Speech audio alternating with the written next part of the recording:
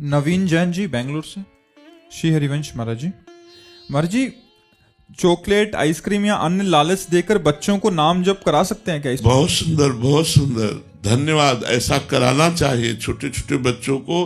हमने कई बार एकांतिक में भी कहा है कि अब हम अपनी भागवतिक भाषा में कि हम आपको बाल भोग पवाएंगे, तो आप बाल भोग में आपको हलवा पवाएंगे। तो जैसे आप है कि आपको आइसक्रीम ला देंगे, आप 2 माला कीजिए, आप हमको 2 से 16 बार नाम जप करके दिखाइए, आपको अमुक चॉकलेट जरूर करना चाहिए। धन्यवाद। अपने बच्चों को भगवान नाम जप का अभ्यास दिला देंगे, वही आगे चलकर महान भागवत बनेंगे। भले गृहस्थ में रहे तो एक अच्छे व्यक्तित्व वाले, एक समाज को सुख देने वाले बनेंगे, क्योंकि भगवान की जो नाम की आवृत्ति है वो बुद्धि को परम पवित्र कर देती है। ऐसा करना चाहिए, ऐसे से महाभागवत गृहस्थ बनते हैं। ये बहुत धन्यवाद है आपको।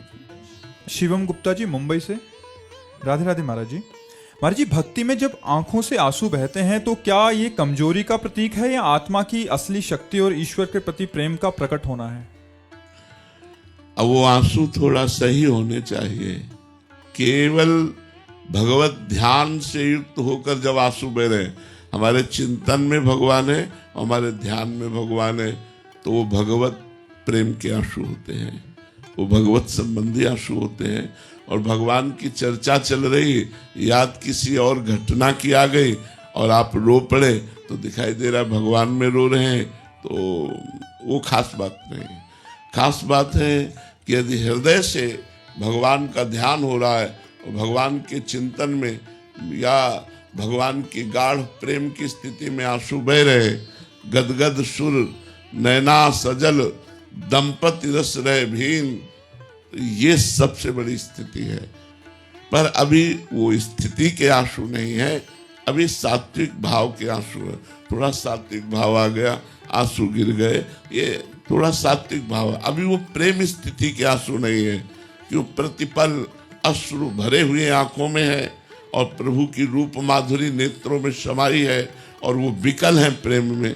और विकल होकर जो आंसू गिरते हैं तो वो सतरति सतरति सा लोकांतारयति, वो स्वयं तर जाता है, स्वयं तर जाता है, लोगों को तार देता है। मम भक्ति युक्तो भुवनम पुनातु, वो मेरी भक्ति से युक्त महान पुरुष पूरे लोक के लोक को पावन कर सकता है। तो ये देखना है कि भगवान के प्रति आंसू हैं या जगत के किसी संबंध, घटना, किसी बात को लेकर के आंसू हैं। अगर वो जागतिक आंसू हैं तो कोई महत्व नहीं है। यदि भागवतिक आंसू हैं तो अभी सात्विक भाव के विकार से है, ना कि प्रेम विकार। क्योंकि एक बार प्रेम का प्रादुर्भाव हृदय में हो जाता है तो वो प्रतिक्षण वर्धमानम, वो प्रतिक्षण बढ़ता रहता है, घटता नहीं कभी कि आज हम रोए और कल नहीं रोएंगे। हो हित ध्रुव छिन छिन ले प्रेम जल भरी भरी नैनन, वो अपने नेत्रों में थोड़ी थोड़ी देर में प्रेम नेत्र आंसू बहने लगते हैं, प्रेम भरे हुए। वो एक अलग स्थिति होती है। हमको खूब नाम जप करना चाहिए और अभी इस पर कोई महत्व नहीं रखना चाहिए कि हमारे आंसू गिरते हैं। वो जब रोमांच हो गया, गदगद कंठ हो गया, अश्रु प्रवाह हो रहा और सामने प्रिया प्रीतम की छवि विराजमान है, तब वो प्रेम आंसू माने जाते हैं। आकाश कुमार जी। राधे राधे महाराज जी। महाराज जी, शरीर और शरीरी में क्या अंतर है? देह और देही में क्या अंतर है? दोनों एक ही बात पूछ रहे हो। शरीर और देह ये पर्यायवाची शब्द है।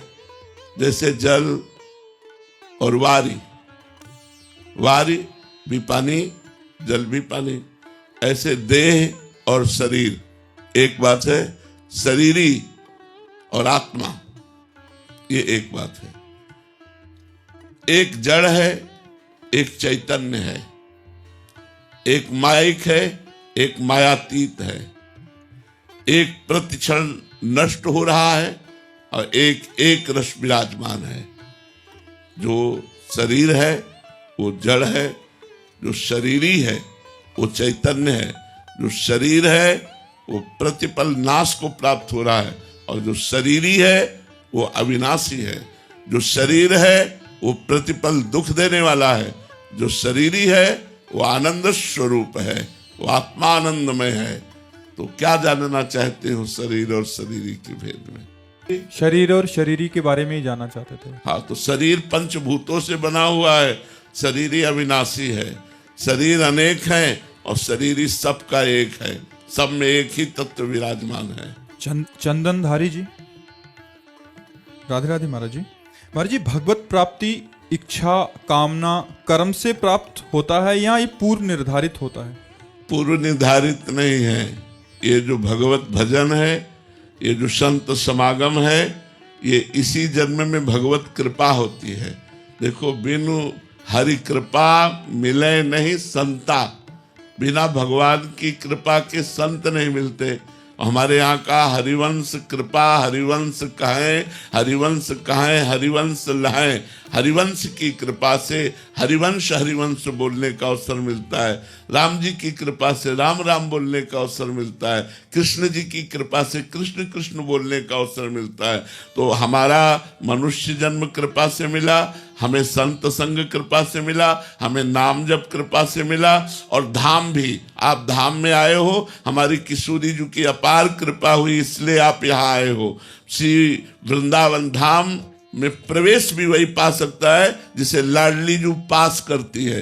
प्रथम यथामति प्रणमो श्री वृंदावन अति रम्य, श्री राधिका कृपा बिनु सबके मनन अगम्य। जब तक हमारी लाडली जो आप पर कृपा नहीं करेंगी, तब तक आप वृंदावन मन से भी नहीं सोच सकते, तन से आने की तो बात जाने दो। तो बच्चा, हमें जैसा संतों शास्त्रों से पता चला कि मनुष्य जन्म भगवान की कृपा से, साधु संग भगवान की कृपा से, भगवान नाम जप भगवान की कृपा से, भगवत चरणारविंद में प्रीति भगवान की कृपा से, ये सब नाम रूप लीला धाम में प्रवेश भगवान की कृपा से होता है, न कि हमारे पूर्व भाग्य से। समझ पाए आप बच्चा? अंजू शर्मा जी भोपाल से। श्री हरिवंश महाराज जी, गुरुदेव भगवान, नाम जप में संख्या का कितना महत्व है और भाव का कितना, ये समझने। संख्या का बच्चा, संख्या इसलिए की जाती है कि हमारा थोड़ा जो मन है वो अहंकार से युक्त रहता है, तो इससे सुख मिलता है। कि जैसे कल हमने 10,000 जपे, आज 12,000 जपे, तो हमें थोड़ा सुख मिला। नए साधक की उन्नति के लिए संख्या आवश्यक है, माला आवश्यक है। नहीं तो बच्चा, भगवत प्राप्ति संख्या से नहीं होती।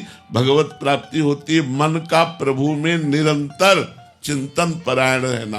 अनन्य चेता सततम यो माम स्मरति नित्य सा, तस्याहम सुलभा पार्थ नित्य युक्तस्य योगिना। जो मेरा अनन्य चिंतन करता है, चित्त जोड़कर, चित्त माने मन, मन को जोड़ करके वही मुझे प्राप्त कर पाता, मैं उसके लिए सुलभ हूं।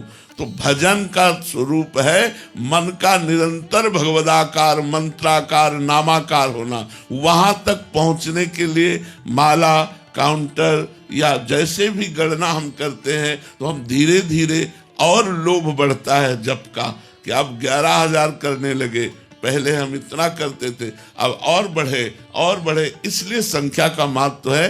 भगवान तो आर्त भाव से पुकारे तो एक नाम में मिल जाएंगे, और अगर भाव नहीं बन रहा तो जन्म जन्म लग सकते हैं। जन्म जन्म मुनि जतन कराही।